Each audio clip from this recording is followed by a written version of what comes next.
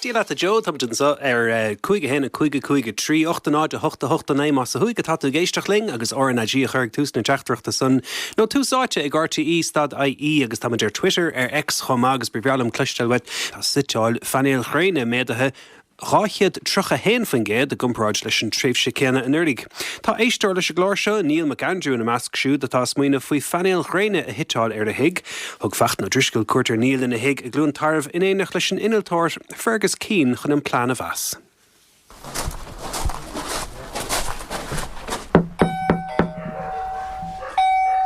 Madra. Hello. Neil, come start to Íntalk. Mr. Fachna. Hello, Fachna. Mr. Fergus. Hello, Fergus. Well, we're Cade Meal of Fáilte. Fergus Margaret. Agus Madra. Madra, sin Teddy. Níl ach bhfuil go bháin ag Teddy, so it's one right. Tá sé sais fuinavach. Mahan Madra. Mahan fire Teddy. Tá fuinavach again. So Neil, Tom de cool guardian de Higginish. Dear just na story is gná hig na ga é seo óna ní ag caigadí beidir ní ag seacadí Sna cuigadís. Tí glascaite ins na fóbhailte agus cosúla go leir tuthe den íseo tá síne cisteanna ag gub amach ó chúlantí. Nis tá tusa tréis Hanahain tréis mulla áilt ó Conrathóir a gur Painéal Gréine, gur choris Painéal Gréine. Nach bhfuil an míó fádaing cad é an plán? Well, an planetá gine nó thart 8 panel déig a chur an príomhdíon agus an díon flatáilte an sína cisteanna. An sína cisteanna go dtíreach é. Yeah, so thart 8 panel déig in Umláin. Agus 6 kilowatt go thomláin. 6 kilowatt. Thart 6,000 units in aig an blian. Sure. Agus de réir má calculations féin, táimeigh úsáid thart 6,000 in aig an blian. Well, so go mór leis an glúisteán electrónach, gach lá samján úsáid míad thart 50 units in aig an lei, kilowatt hours in aig an lei. So for bille aibhléis agus bhí 700 euro Yeah. So buin sé get more asing. Bhí siú fásach. So bharrtaigh mé chun rud éigen chun fisúcán dhéanamh. Cúpla rud é for a mé amach an tomhéthóir an immersion bhí sé ar siúil ceithre lá is fiche an aige lei. Agus bhí mar ag dúsáid aibhléis gan aon tariffs. So bhí mé má ó ní raibh aon tariff dá ihe lá. Ní raibh.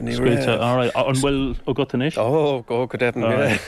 Well, go mór leis an glúisteán electrónach, bhíh sé sin an ús. Go dtíreach. Bhí mé mo glúisteán a luchtú thraíthe. Beag bán ar an tariff nach raibh a gcuin. Rinne mé fisrúcán chun fáil amach cáhfuil na úsáidú smó ag tarlú, so mo glúisteán an tomhéthóir an nitir sin an cuid a smó. An cuid a smó, Carróid an PV le sin is tócha. So dúirt le saléirú dúirtas an focail PV in sin Fergus. So go banúsach tá mid a caint fhí Painéal chun electricity in an seo nach bhfuil. So astruíonn sé an cócht ón Gréine go dtí an electricus. Nis cad é an costas den planetá a gutsa ó Conrathóir? Well, for mar quote one, nach mór €2,000. Sin taréis an Joantas an Rialtas.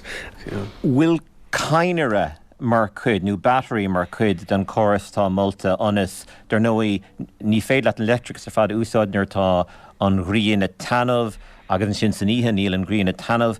Will Cainere, will storage the chinna leg electricus mar chud an planetá gutsa? Tá Cainere ann ag éist agus inverter. So an electricus ag tagan ón Painéal Gréine is electroch DC atá ag éist.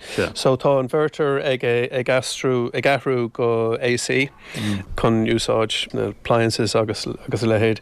Agus beidh Cainere ann, so beidh an Cainere ag luchtú ón Painéal Gréine agus cumála sin beidh an Cainere ag luchtú tharíthe ag an ráta is lú chun a top up I dhéanamh. Agus mas rud ag bhfuil fuinneamh sa bhreis beidh mí ann é a dhéal arás go dtí an grid. Beidh go lán fuinneamh a gut sa breise is tócha de réir na figúraí, so they'd fá lán electrica síl a ras go dtí an gréid is dócha an sin. Fergus céad ó bheas an blan seo? Well, tá sé go húntaach, a mén tána figúí go húntaach.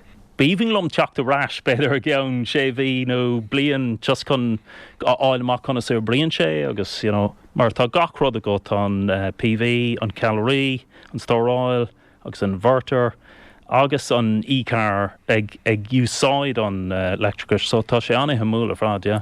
An inistíocht wathe dar leat díoch ó hebh cuasaí airgeiste. Well, do raibh na figúí, yeah. Is inistíocht maithe, yeah.